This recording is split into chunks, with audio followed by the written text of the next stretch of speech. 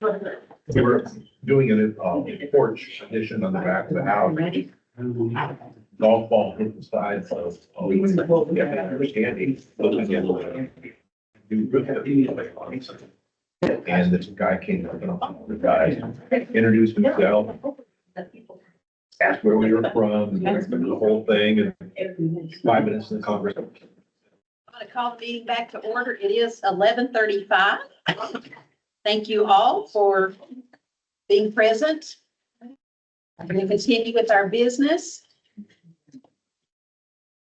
Okay, I'm going to call on Eileen Woolham for the grants discussion.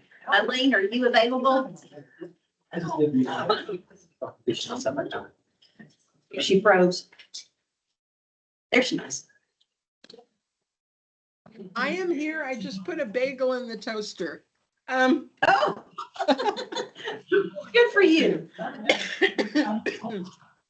So, Eileen, just 1 second. Yeah. Yeah, here we go. We're kind of all getting seated and we are ready for the next Okay. discussion. Can you give me about 5 minutes? Absolutely, we can. Mess things up. I've got so much things.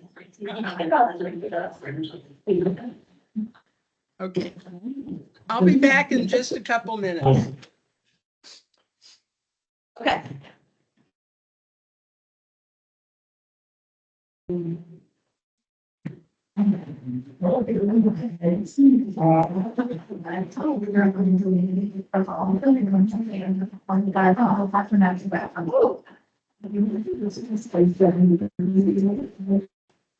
But if I like these jalapeno chips, they're just too spicy. Yeah, tell you want to taste one, so that I'll know I don't want to go. I've never had one. And the tasty one. Really spicy. Well,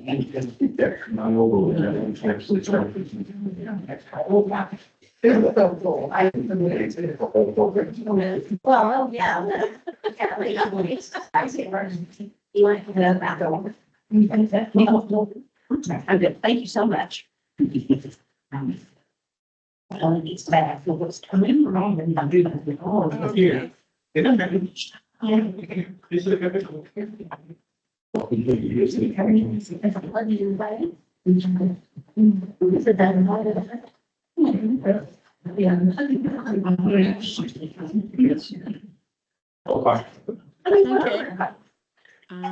I am back. I can get started. Okay, Okay. thank you. You're welcome. Okay, well, Jim was kind enough to send me a little list of talking points last night.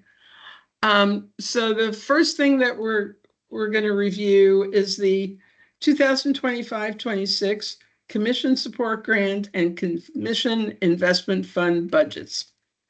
So staff received the Commission Support Grant and Commission Investment Fund application instructions on March 7th, and the due date was April 16th.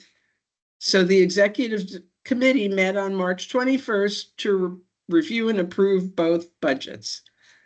The application instructions did not include the 25-26 funding allocations. So those budgets were based on funding amounts of the previous year. Late in the day on March 20th, staff received the 25-26 funding allocations, but did not have time to update the budgets prior to the March 21st meeting. The actual 25-26 Commission Support Grant and Commission Investment Fund allocations were $1,700 and $1,200 more than the previous year, respectively. The 25-26 Commission Support Grant and Commission Investment Fund budgets presented reflect those increased amounts and recent changes to staffing. So, Jim, can you please explain? I'm sorry. Yeah. I'm sorry, you're eating. Which part? Oh, it's okay. Yeah, just the significance of the green and the yellow and, Yeah. So this is the first time the entire commission has seen these budgets. But as Eileen mentioned, the executive committee reviewed and approved them. Back. The yellow represents items that went down since that executive committee meeting. The green represents items that went up. And to go back down to the funding part, as Eileen mentioned, one of the things that changed after the committee met was that we added in there was roughly an additional $1,700 that was in this federal line. So we went in and added some things. Also, after that, we had some staff shifts, and then sorry, it doesn't show up here, but this includes a potentially lower pay for performance based on the appropriations levels that were in the appropriations language that was circulating at the time. Because it was not we had estimated based on the previous year pay for performance level, and the amount appropriated was less than the previous year. Adam, correct me if I'm wrong about that. So anyway, we expect lower pay for performance, which impacts the overall staff pay and then the resulting benefits. So most of those items went down a little bit. Not a ton. I mean, you can see the previous amounts. Previously it was 511,000 total for staff salaries. The revised is 794. So relatively minor changes there to reflect actual, well, not actual, but revised estimates. Then some of the costs were just shifted. So the total amount didn't change, but we shifted things, the staff shifted things from, because I think in the executive committee approved, there were zeros in some of these columns in the federal share. So this first money column is the federal share. So we shifted some costs from the match share over to the federal share because we got a little bit more money. And then because the amount for staff went down a little bit, that provided some additional funding to put elsewhere in the budget as well. So but most of those were relatively minor changes. Again, the totals in most cases did not change for these items lower down. We just shifted costs between the federal share and the match share a little bit. So that's kind of all the greens and the yellows. Again, the primary difference is the amount of federal funding went up a little bit. We actually reduced a little bit the match share because the feds will hold us to the percentage of match that we pledge. The minimum is 50%. This budget proposes a little bit more than 50% just because of some of the ways we had to split the cost here and there. But we did reduce it a little bit based on, again, primarily the reduced staff cost. We took down the overall proposed match by a little bit. So that's the grant. And I would recommend that the commission discuss and vote on these individually. I mean, you can do them together if you want, but might provide more time for questions if you do them one at a time. Okay, thank you, Eileen, and thank you, Jim. Does anyone have any questions or comments? Jason? So I presume that none of these actions that were recently taken impacted the mission specific funding. But my understanding based on this is that it's a 50 deal. So if something happened on the federal level, it would. Yes, and to Nathan's point in the previous discussion, worst case scenario, if the AmeriCorps goes away, it's actually a little bit more than half, because half of most of our staff salaries are federal. Candace's is 100% federal. So total, it's a little more than half, but in this budget, the staff costs are 50/50, federal and state match.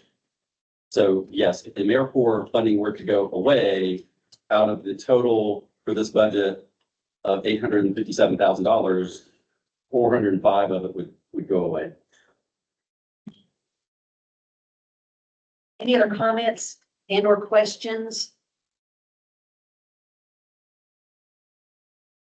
I guess another question on that, if it were to go away, with the state of Tennessee, like, it did 451 good. So, for example, in my program, we get a certain amount through our grant, but then a significant portion is leveraged through our partnerships. But we don't leverage that if we don't have the AmeriCorps grant. So like the loss of one is effectively the loss of all. Does it work that way, or is it different than that for the commission? It could work that way.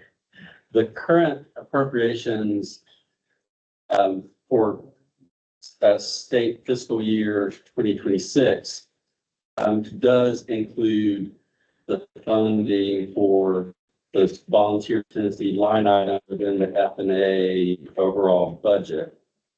So that state appropriation there. Now, if AmeriCorps were to go away completely, the administration and the General Assembly could say, well, why are we providing this match for this federal program that's going away? I mean, personally, I think this commission would have a pretty good rationale for saying the volunteer state still needs the volunteer commission. Selfishly. But it would, I think, at that point become a discussion for the administration and the General Assembly of whether or not they want to continue. So it's in there for FY26, but that's just for FY26. And these budgets do reflect the state fiscal year, which you all may recall that these budgets used to be on a calendar year, and the AmeriCorps did a one-time 18-month grant to both the Commission Support Grant and the Commission Investment Fund to transition us from a calendar year grant period to a state fiscal year grant period. That current 18-month period ends in June, and both of these would start in July of 2025, and then from there on, they would be synced with the state fiscal year. Any other questions or comments? Okay, do I hear a motion to approve the 2025-26 Commission Support Grant budget as presented? I'll make a motion. Thank you, Kate. Do I have a second? Do I hear a second? I'll second Thank it. you. Thank you, thank you, thank you. Jim, would you please do a roll call vote? Sure.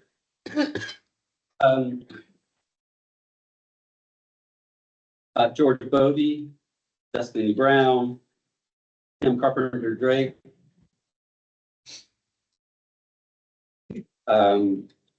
Stephanie Davis, Nathan Varner. Yeah. Terry Frank, Yes. Amy Gilliland, Yes. Lee Goforth. Yes. Rebecca Henderson. Bill.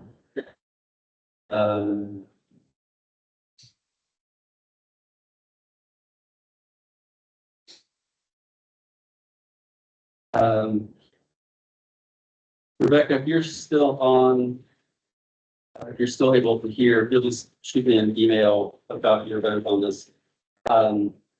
Andrea Hill, Holly Jones, Amy LeGrone, Yes. Yes. Yeah, thank you. Lizette Lopez, Greg Lyles, Lee Moten, Patricia Powell, Yes. Vincent Scott, Kim Silver, Yes. Tracy Vandevay, Amy Walter, Betty White, Yes. Eileen Wallen, Yes. Yvonne Wood, Yes. Suzanne Carr, Yes. LaShawn Dixon, Yes, sorry. DeShonta Gleason, Yes. Adam Jarvis, Caroline Ledley, Marla Cartwright, Abstain. Lieutenant Colonel Parker. Yes. Thank you. Master Sergeant Regan.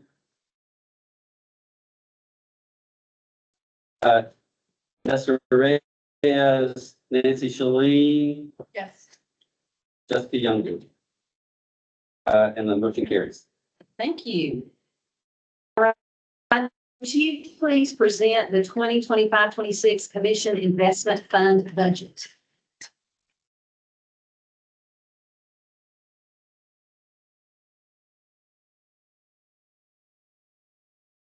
Okay. Okay, before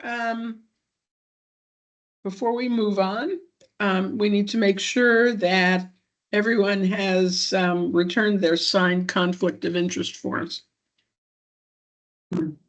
Yeah, sorry, Eileen, that's for the next part. I don't think we need that for the Commission Investment Fund. Oh, okay, I thought okay, sorry. Sorry, this is a continuation of the previous discussion, I think. Okay, sorry about that.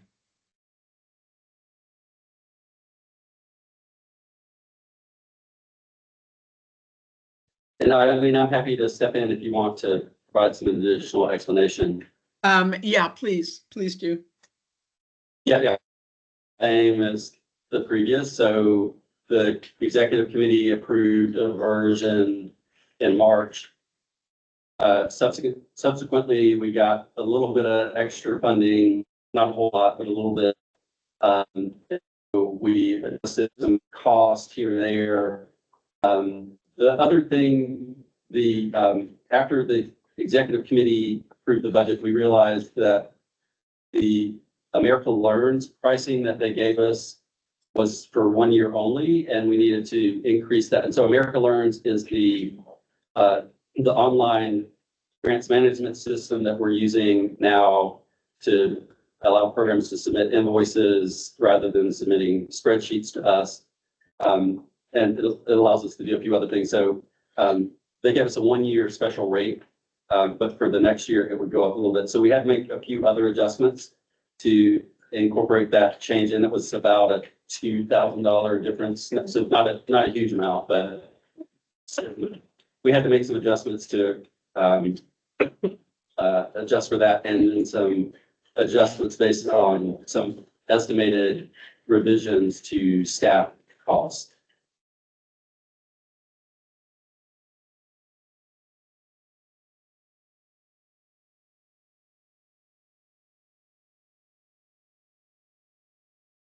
Are there any questions or comments regarding the commission investment fund budget?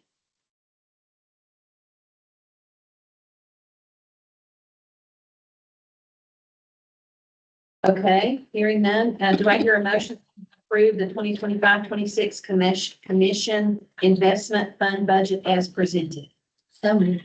Betty, do I have a second? Do I hear a second? Thank you. Shanta. Okay, Jim, can we have a roll call vote, please? Sure. George Bovee, Destiny Brown, Kim Carpenter Drake,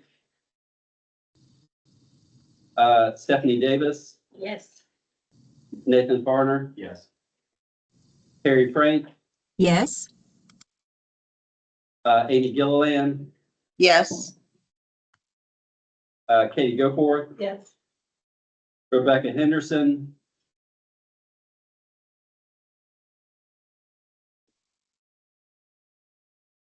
Andrea Hill, Holly Jones, Amy LeGrone, Yes.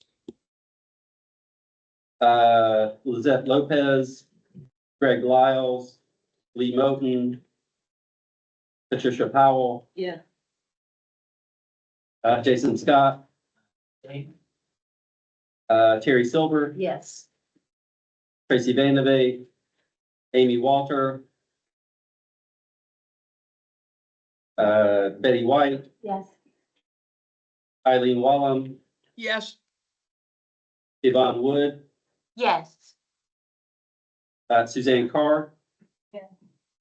LaShawn Dixon. DeShonta Gleaton. Yes. Adam Jarvis. Caroline Ledley.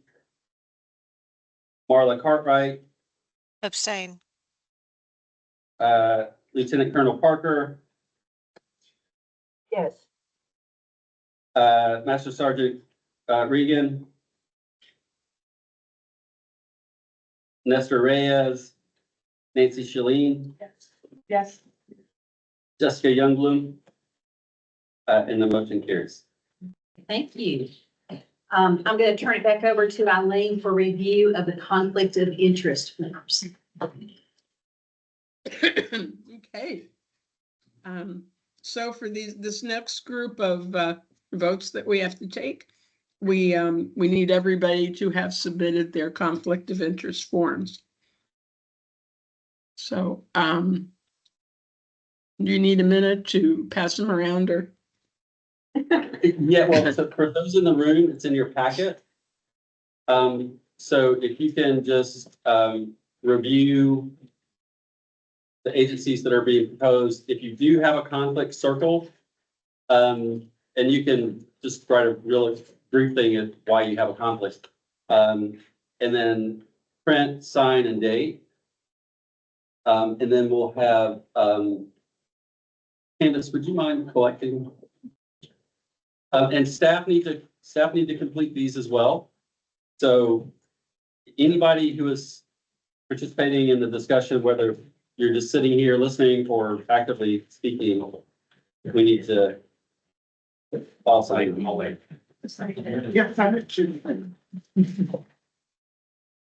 And for the folks online, I believe I have all of yours, except for Yvonne. I'm not sure. Did you send me yours? I did. Yeah, let's see. Sorry, I'm just looking to see if maybe it got caught in my spam filter.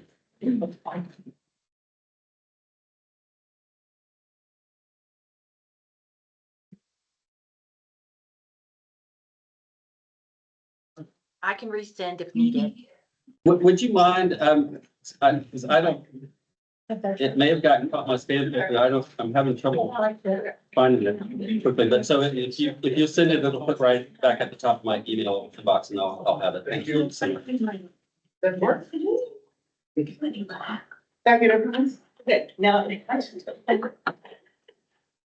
Okay, sorry, Candace.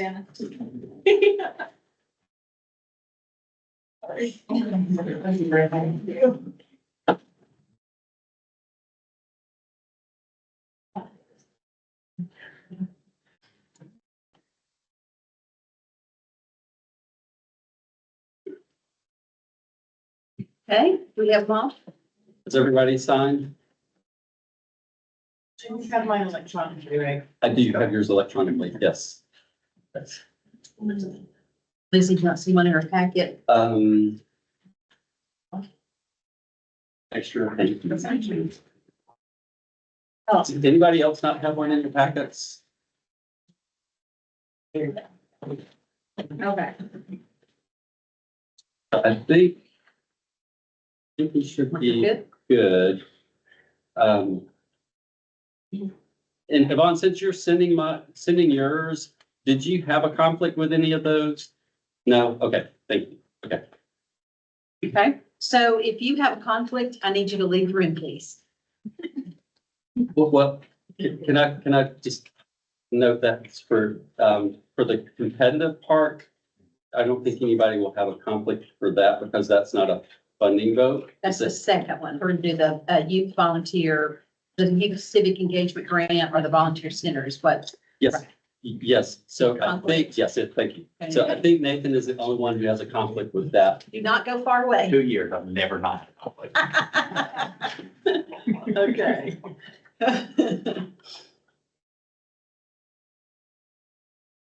Yeah, I missed that part. Do I need to go?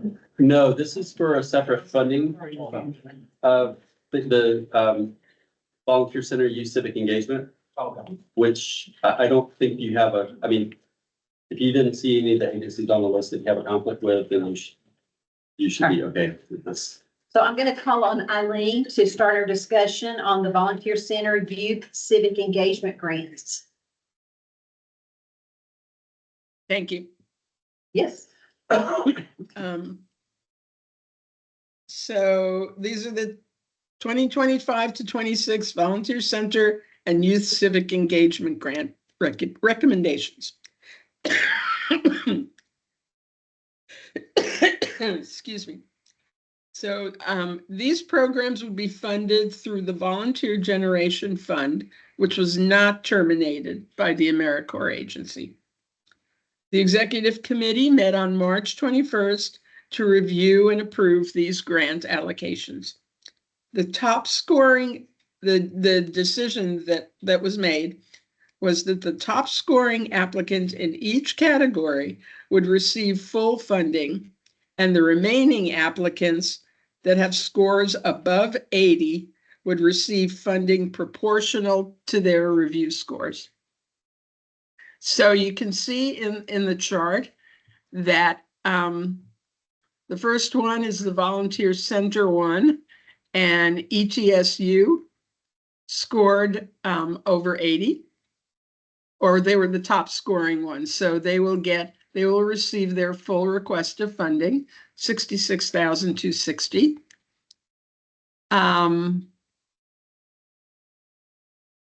UWMT HUN, that must be Hands on Nashville.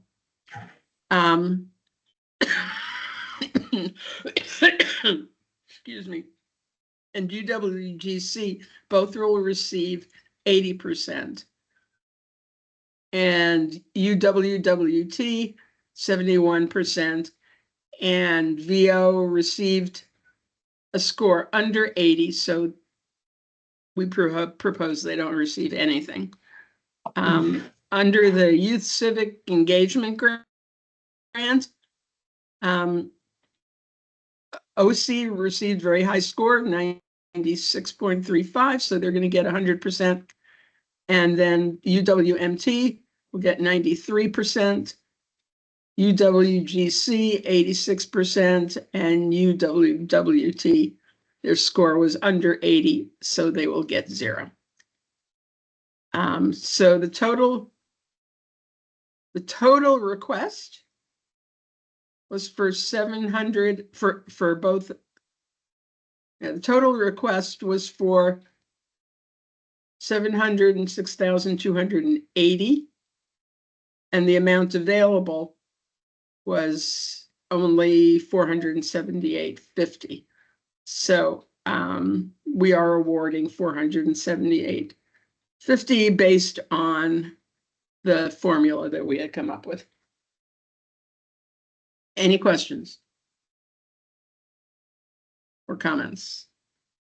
Madam, Just to clarify, the programs that are receiving partial funding based on their score, they still feel that they can do a significant amount of what they presented, given a lower funding level. Yeah, they've all accepted.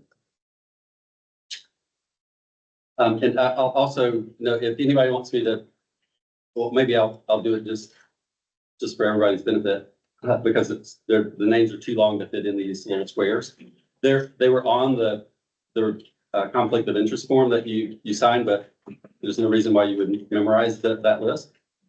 East Tennessee State, United Way of Middle Tennessee submitted a grant in both categories, one for their Hands on Nashville volunteer program and one for a youth civic engagement program. United Way of Greater Chattanooga also submitted one in each category.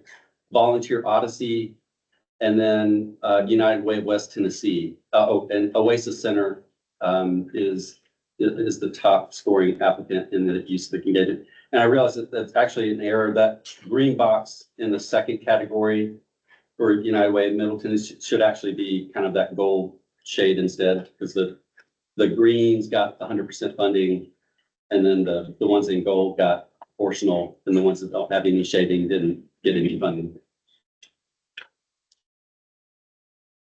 Does anyone have any comments or questions?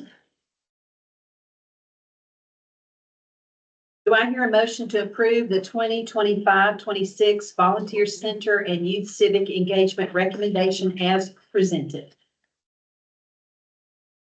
So moved. I second. Eileen. Jim, can we have a roll call vote, please? Sure. George Bovee, Destiny Brown, Kim Carpenter Drake, Stephanie Davis, Yes. Nathan Barner has a conflict, and left the room. Terry Frank, Yes. Amy Gilliland, Yes. Katie Gofor. Yes. Rebecca Henderson. Right, check this.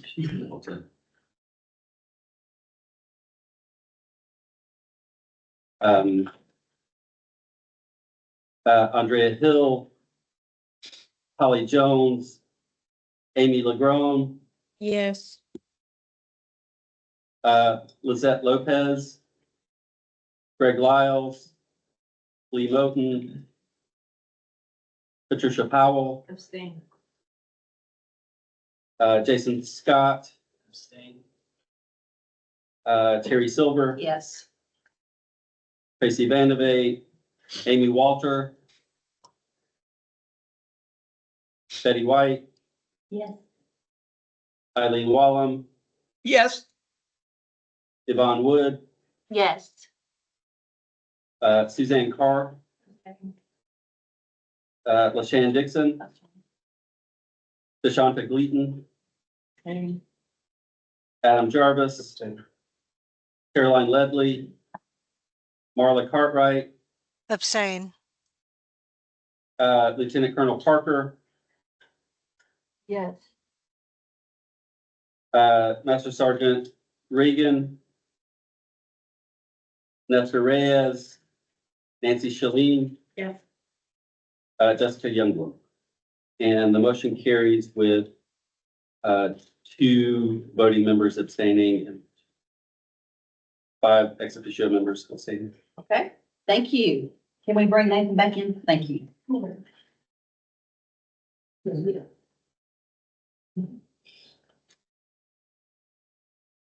All right. Eileen, would you please give us a review of the 2025 AmeriCorps competitive results? Yes. Thank you. Let's see. Kids table. Oh, there's Amy. Okay.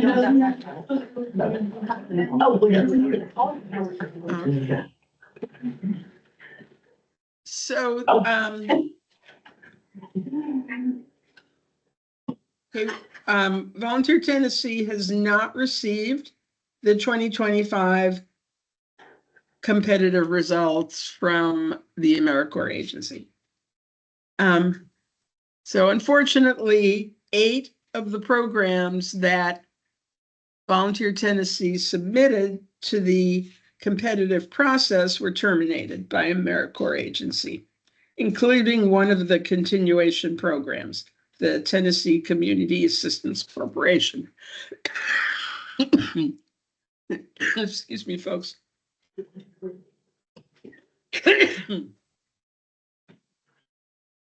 So it looks to me like the programs that are in yellow are probably the ones that have been terminated. And the ones that are still in white are the ones that live to see another day. But we have not heard whether or not they are getting funded through the competitive process. So I don't think that there's anything that we vote on this one. This is just for your information.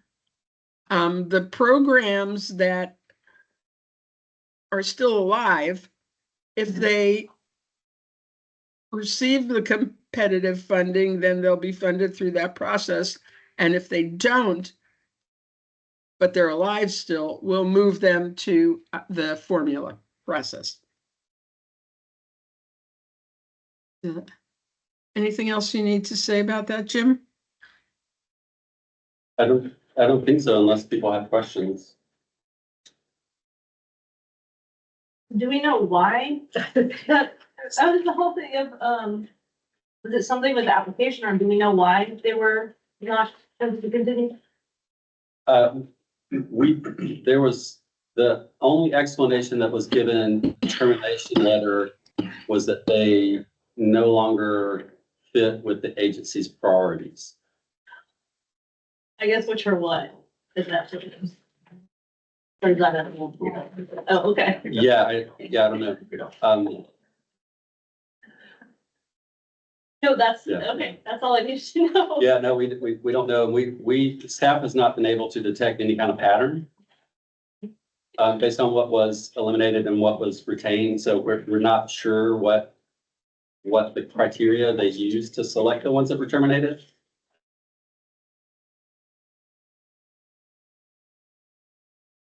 So we don't have to vote on anything. It's just information. Does anybody have any comments or questions about this particular formula funding chart? Can I ask if there's an entity that received, there's an entity that was terminated in this first batch of terminations, and they then get funding in another next cycle. Is there going to be any level of hesitancy or concern from, and maybe that's a Jason question even perhaps, but right about like, even if they say, oh, you got the money next year, after having just had it terminated, I would perceive that there would be a level of hesitancy on even acting upon that. I don't know what that looks like, I guess is my question. Like, that's something we need to be taking into consideration on, I mean, we now have a little bit of a PR problem too, right? Like, I don't know. I think by no fault of this commission, or honestly, the AmeriCorps agency, there is a question mark now. You know, something that for 30 years we could have recruited, which we have. We have like a bunch of folks already recruited, because the understanding is there is a standard process, and like how this goes through. So I would say that there would be concern and anxiety around it. I think that will go all the way down to the members that get offers. Because like from my perspective, I have partners and this just happened. So the same question I'm asking is like, even if I get funding, how many of these partners are gonna continue to like work with us in this capacity, or try to identify another capacity that seems more stable, and extending it all the way to member, like, is this like a thing that I get a few months into it and some arbitrary thing happens, and then what does that mean for me? What I would say is philosophically, us as a program, we're really proud to have operated continuously since the very beginning. There were times where the program was cut significantly and the agency chose to continue with it. And it's just been, we value the AmeriCorps partnership. But I don't know what that answer is for other. That's my point. Yeah.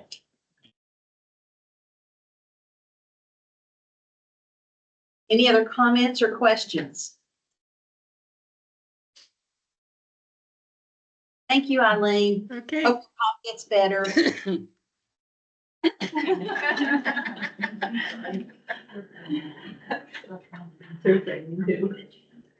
Yeah. This is- Not for the record, but I must say that if I ever want to learn how to play poker, Jim is gonna be my player because, he has this poker face and he's not giving in anything to anything being said today. So I love it, Jim.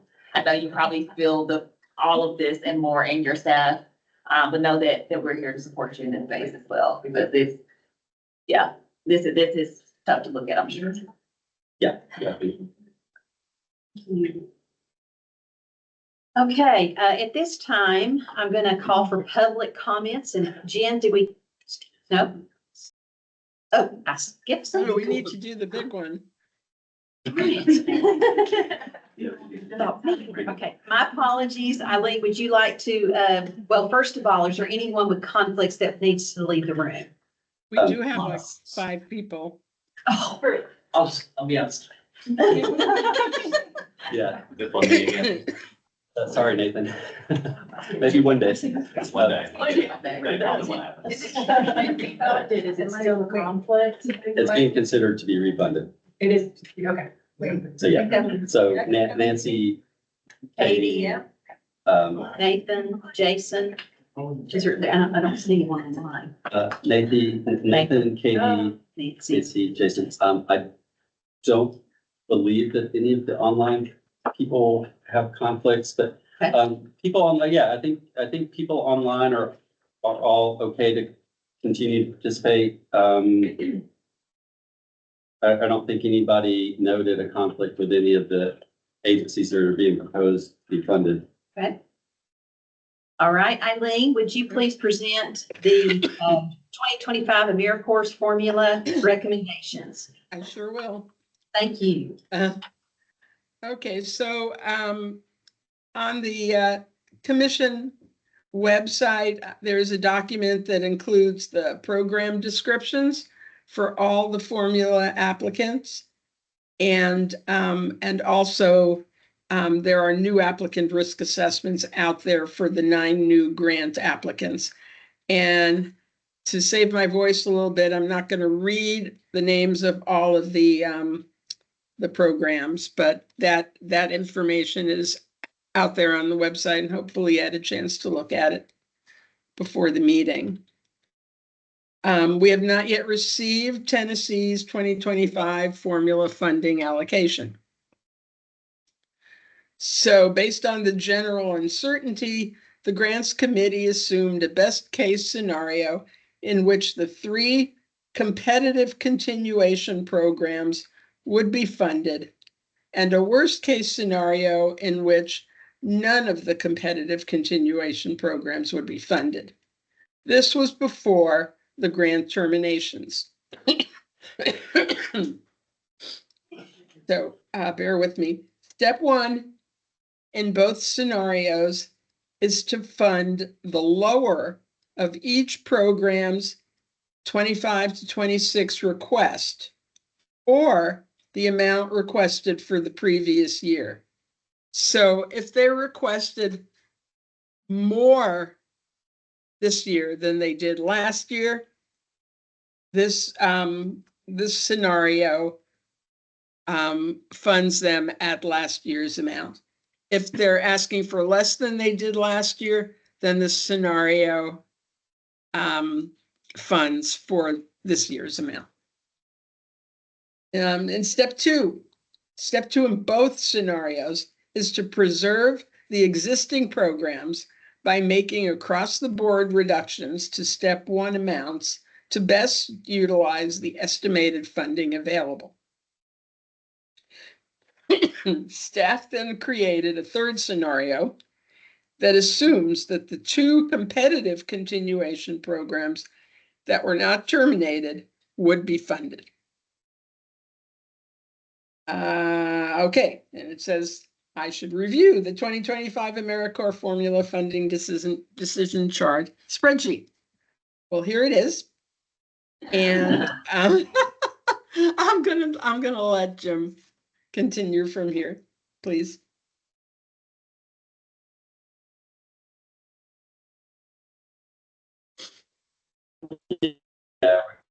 For having. Sorry, Eileen. It's We okay. lost connection here for just a second Oh. in the room. I think we should be okay though now. Oh, Amy Gilliland's got her hand up. You have a Jim, question? A- I do. And sorry, I had to join late today, but I'm just curious, just a quick example. I see Emerald Youth Foundation on the list, but they were one of the ones that didn't meet the priorities. So are ones that didn't meet the priorities still eligible for state funding? Or am I getting something mixed up here?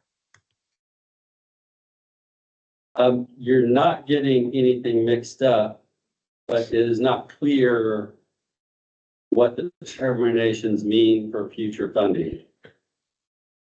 Because the AmeriCorps agency has not told us what their priorities are. Those priorities are published as part of the notice of funding opportunity.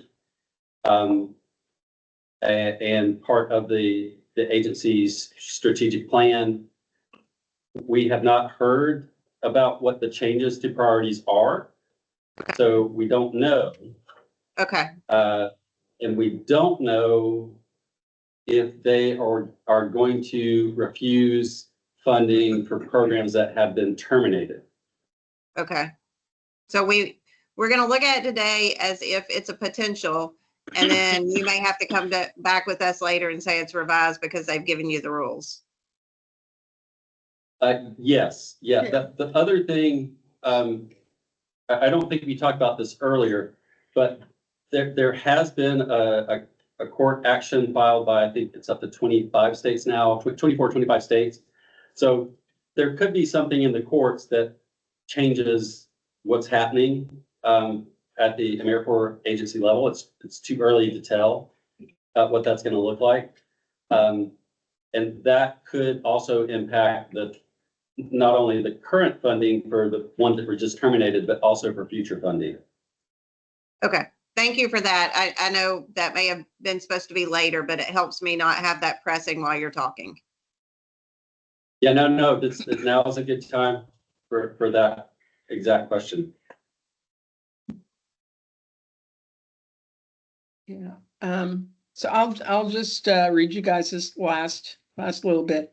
So rather than approving specific funding allocations, the Grants Committee recommends approving a funding strategy that preserves all existing programs not funded in the competitive process by making across-the-board reductions to step one to best utilize the actual amount of funding available for formula programs. And step one was to fund at the lower amount of either the amount that the program got last year or the amount requested this year. So whichever one of those is lower, that was what we determined in step one.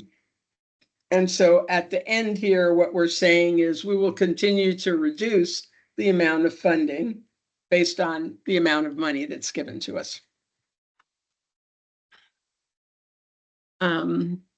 So let's see.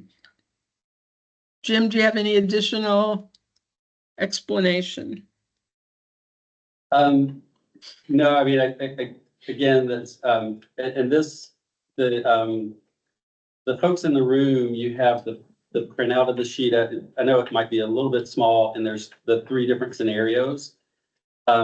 Folks online, Candace put the link in the chat to this document. As Eileen mentioned, all 3 of them have essentially the same general approach, which is to look at the programs that are potentially in the universe to be funded and preserving existing programs and making reductions across the board in order to preserve those existing programs at the level of funding that might be available. So the other thing I think Eileen mentioned, we don't yet know what the formula allocation is. Last year it was $7 million roughly. The funding for this was part of the continuing spending resolution that was done a few months ago. You know, we were kind of heading for that government shutdown disaster potential, and they averted it by, approving funding for the remainder of the federal fiscal year. So that funding was part of that continuing spending resolution. So the money's been appropriated, but we have not gotten our actual allocation yet. So the amount available is a guess based on last year's. We do have some unspent funds available. There's a unique thing related, and typically we just put all the unspent funds into one number, but we separated them out this year because the carryover that's related to, and don't worry about the numbers, that's just the prefix for our federal grant. The 22 FXH is our fixed amount grant. And it is currently in the third year of a 3-year grant cycle. We've been told that we can do a no-cost grant extension to utilize those funds for one more program year. But they would have to be associated with the cost per member for the previous year and the member education awards for the previous year, which proposes some potential restraints. But if we're telling programs you get no money at all, or you get last year's amounts, I think they're going to take last year's amounts. The other caveat about that is because the federal agency staff was reduced by 85%, it's not clear if we're going to be able to get that no cost extension, because it was on the list of things to do in May, because it actually expires at the end of July. That grant expires at the end of July. And typically they want us to wait until we get into the quarter in which the grant expires to request a no cost extension, which would have been July, but we weren't going to wait that late. We were going to do it a little early. But the bottom line is the agency staff was significantly reduced before we could request that no cost extension. We still plan to ask for that no cost extension, but given the significantly reduced staff capacity at the AmeriCorps agency, we're not entirely confident that it would get processed in enough time to be able to actually award those funds. So the allocation is a question mark. This 22 FXH carryover is a question mark. We do have this roughly 640,000 in the 23 AFH. We're in the middle of that 3-year grant. We do have those funding funds available. But just as caveats for you all to know that there still is a lot of uncertainty just on how much money the commission is going to have for all of this. And that's why all of these are our best guess. And the scenarios, the first one is the worst case, where we assume that none of the programs that were sent to competitive get funded, including the continuation programs. The second scenario is one that we added after the grants committee met, because the terminations happened after the grants committee met. So staff added a second scenario that looks at the 2 competitive that did not get terminated and assumes that they continue to get funded, but no other competitive submissions do. And then the third scenario, which I think is the least likely now, given what's happened, assumes that all 4 of the competitive programs that we currently have as competitive continue to get funding. But again, I think that is very unlikely to happen, given that they've terminated 2 of those 4. So I think the 2 most likely scenarios are scenario 1, where none of the competitive programs get funded, even the ones that weren't terminated, or just those 2 competitive programs that weren't terminated get competitive funding for next year, and that's it. So we've dropped down from 4 competitively funded programs to 2, and that would be in what's scenario 2. But again, kind of the process for all of those scenarios, I think, would staff and the grants committee agreed is that we recommend, we start off with taking the lower of what they got last year or what they requested for this year.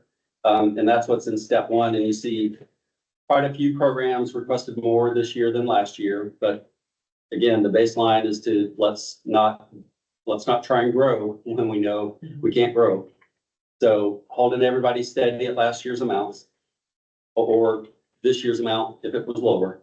And then the second step is for all the scenarios is just applying some percentage across the board cuts until we get to the point where this balance down here is not negative. Because we can't give out more funding than we have available. There is a small amount, we could play around with the percentages to potentially get rid of that 6,000. But again, given the complete uncertainty of how much we actually have at this point, I don't recommend that the commission focuses on the percentages because there's the worst case is an across the board, a little over 36% cut for everybody. The second, sorry, this is going to be hard to show on screen. The second, kind of the medium is a 23.4%, and the best case is a 12.5. Again, I don't think the best case is going to happen.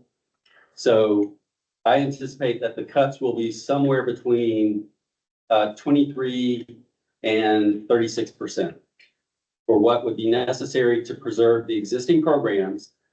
This, as you can see, the recommendation that the staff made to the grants committee and that they agreed does not fund any new programs, including the 3 programs that were planning grants for the current year. And again, all 3 of those planning grants were terminated, but so were most of the other programs. But none of these scenarios propose funding brand new programs. It's just maintaining existing programs and reducing them enough so that we can maintain the ones that are currently in the portfolio. And the ones in blue are ones that we sent forward to the competitive process to be considered for competitive funding. The ones that are in black at the top are formula continuation programs. But just a note that, Emerald Youth Foundation was one of the ones that was terminated. Even though it's a formula continuation program, it was identified as one to be continued, be discontinued. And was Bridges one of them as well? Yes. And Bridges as well. So 2 of the formula continuation programs were identified to be terminated. Again, it's not clear if this body decides that it wants to fund those programs again, what that's going to mean. We just don't know. So Jim, if we reduce the funding, if we are able to have funding, some funding and reduce it to this, whatever, 23, 36%, whatever it is, can these remaining programs operate with that reduced funding? We have not asked them that question yet.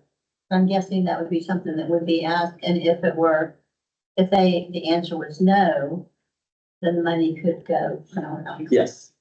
Yes. Yeah. So, we haven't asked them yet that because this body hasn't made its decision yet. And there's a lot of unknowns. What we would do after the commission decides what it wants to do in terms of strategy, we would go back to programs and say, we don't yet have our formula allocation. We don't yet have the results of the competitive process. So the commission has made a contingent funding decision, but that can only be implemented once we know those other 2 things. But would your program be able to operate at the most drastic reduction level? And so we would ask them that, and my guess is that probably most of them would be able to continue. or they would at least try. I mean, it's almost a 40% reduction, so it is a pretty big cut. But my guess is that most of the programs would want to continue and would figure out a way to make it continue and work with their partners to continue. But yes, the bottom line answer is that if any of them were to say, no, we couldn't make it work at that number, then that would then have to go back into the calculus for how that money could get redistributed to others. Again, the other thing about all of this is that not only do we not know the formula allocation, but not knowing the competitive part also determines on how many of these programs that are in blue get incorporated into the final set of programs to be considered. And until we know that, it's even if we knew the formula allocation without knowing that competitive results, it still would be almost impossible to make formula decision.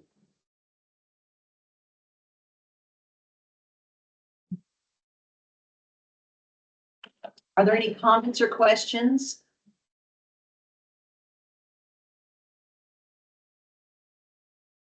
I just think it's important to commend all of you, the staff especially, for the work you put into this, trying to figure it out and trying to give us some options and things to work with. We're truly appreciative and don't know what you're feeling. Yes. Thank you. Do I hear a motion? No, Sorry, sorry. that's not fine. No. There's a quorum issue because we had multiple people with conflicts, and I believe that is gonna drop us below our quorum count, although we did get Amy is here now. But I think Kim has left the meeting. Okay. So that drops down. Let me just make sure that she's still, no, Kim has left the meeting. So we have 1, 2, 3,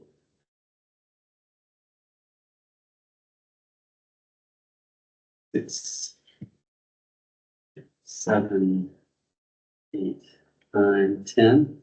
We have 9 voting members present without a conflict. And Amy needs to leave soon. Yeah, Amy, we're going to try and get this vote done really quickly. We would need to bring back 2 voting members in order to make quorum. So Don, just randomly, the first 2 voting members that you see, so not Nancy.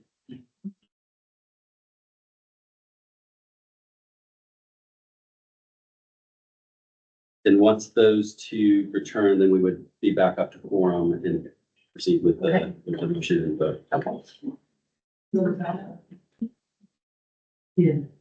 Okay. Yes, Amy, sorry. This, Amy Gilliland, this is the last voting item.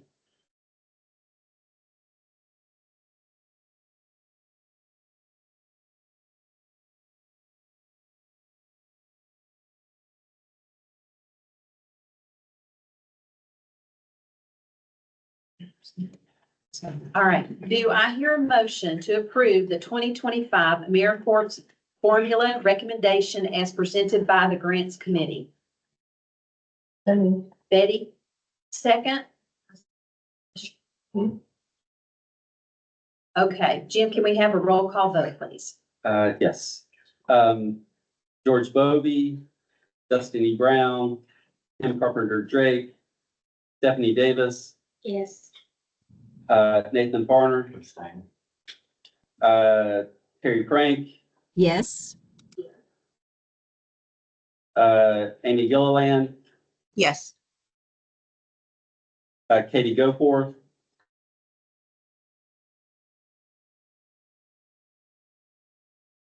Dana, I believe. that's reasonable. Rebecca Henderson, check my email for Rebecca.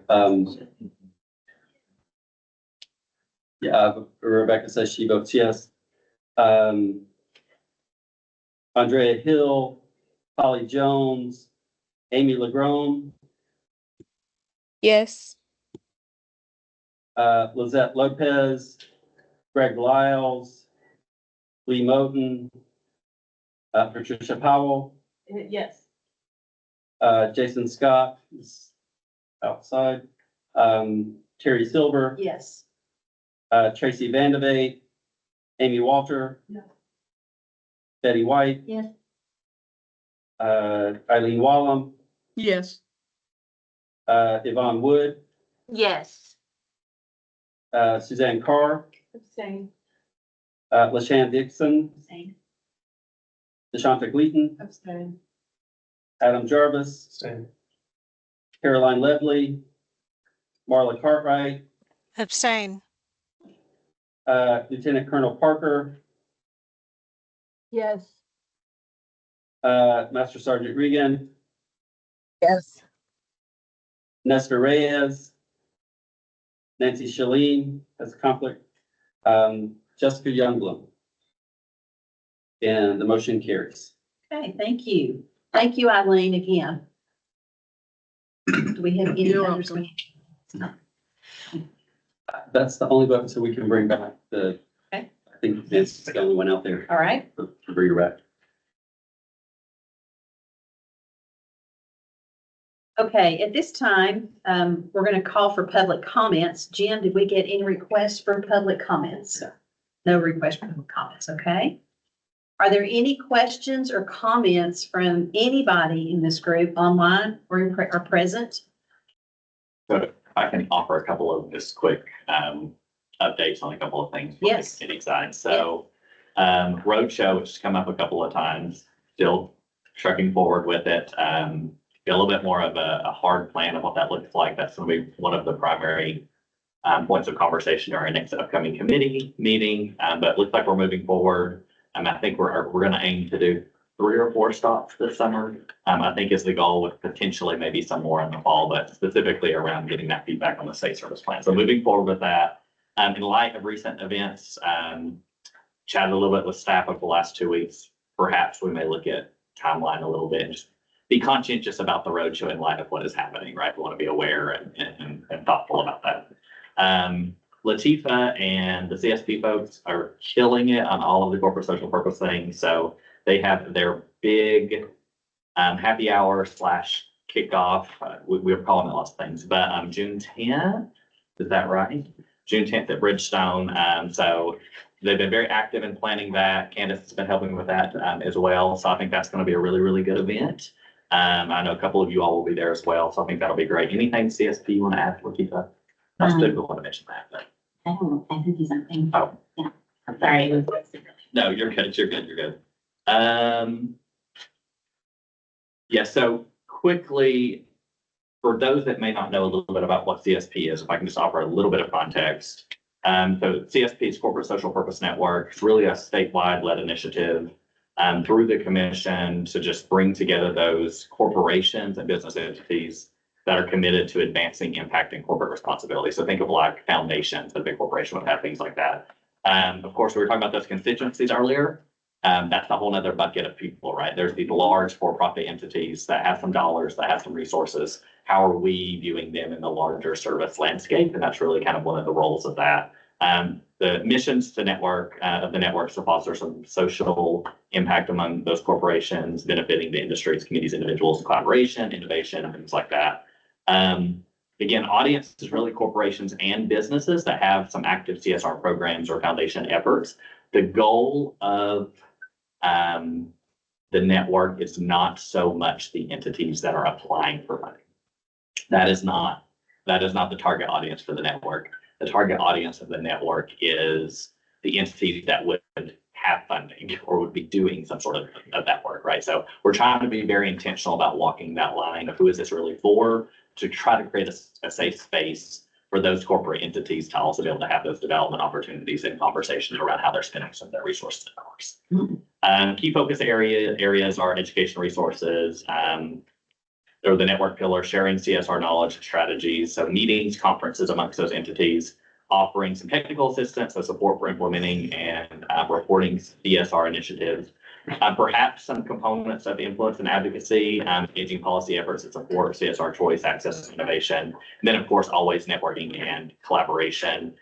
They've been playing a lot over the last several months around network structure. So they're going to do a corporate membership model, meaning that members will have dues. Is that correct, Latifa? They will be paying dues to be a part of this network and get those benefits that we just talked about. They do have a leadership group called the CSP Network Core. We've been calling it the Founders Council. We've now kind of sunset that. It's going to be called the CSP Network Core. And they'll be it's a little bit of an informal structure, but they'll be leading that. And then, of course, that kind of ties back into the larger commission. And what we're currently calling the Strategic Partnerships Committee, of course, under the new model, that may change to some extent. And they'll be meeting bi-monthly, so January, March, May, September, November. In the first year, and this will be my last big thing, in this first year, they are looking to do some virtual and hybrid network meetings starting in August, and there'll be themed meetings. They want to attempt to do a statewide day of service, which I think will be very nice, coordinated through those corporations, as well as some special projects that they're exploring. Of course, the launch event is on June 10th at Bridgestone. And then they're looking at doing some regional in-person gatherings, early career networking opportunities throughout the year. And then perhaps also some consultation work. I think they're looking at bringing in some other individuals that can offer some consultation services and some guidance, some best practices from some other states. So a lot of incredible work. Latifa has been leading that charge with her team. And they have done a lot of work over the last year. They built something completely from scratch. So well done. Way to go. A lot. I'm not getting through anything very pertinent that I missed. Latifa. Okay. That's all I got. Thank you. We also had a comment from Amy Gilliland online. She says, I would like to thank Jim, the staff, and our program directors for all they do, especially during these difficult times for AmeriCorps.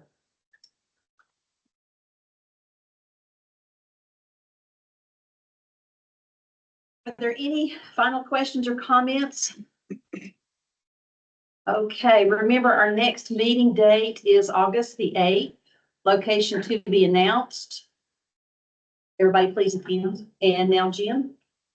Yeah, so for those of you here in person, and who would like to either get reimbursed for your travel or to donate your travel to friends to meet the kind of board donation goals, you have in your packets the travel form. You're welcome to take this with you. If you want, you can scan it and send it back later. But the key things, you need to kind of at the top left, put the day and time you left, wherever it was you left from, and you're arriving at Venture Circle. Then the second line would be going back to wherever it was you came from. Most of you, I think, came in today, and so you would just have two lines. If anybody did come in and stay overnight, you'd have a line for yesterday and then two lines for today, because one would just be coming from where the hotel to this meeting space, and then the third one would be leaving here to go back home. So however many lines you need, put those lines. Don't worry about putting in the miles. We'll use the state's standard mileage calculator to figure that out for you.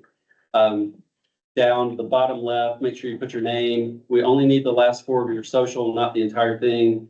Your mailing address. Then bottom right, sign and date. If you do want to donate as in-kind, just in that middle section, just write in-kind donation to Friends of Volunteer Tennessee.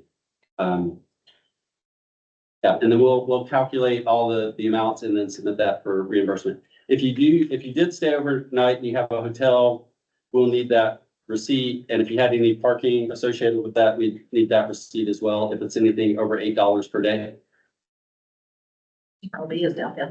It is anywhere in Nashville. Okay. Well, we've got an hour.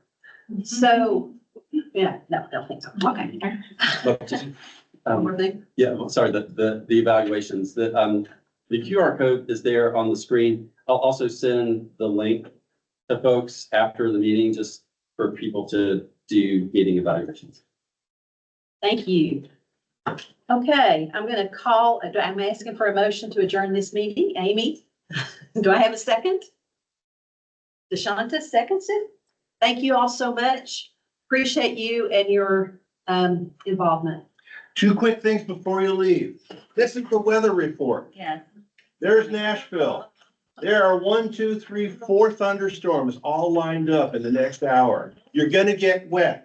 And to prepare for that, and a follow-up from our previous presentation that we did on disaster preparedness, here's a little booklet. Actually, Han passed these booklets out to their disaster volunteer leader group, and they're excellent. They tell you how to put together your own go kit. They tell you what to do in the event of a disaster.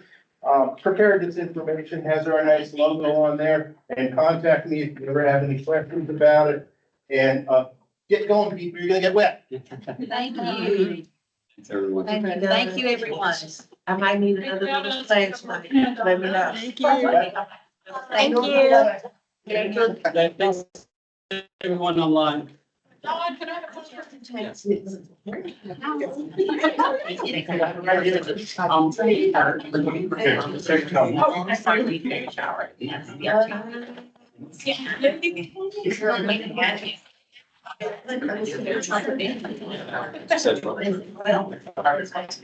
so, so This is how it was. the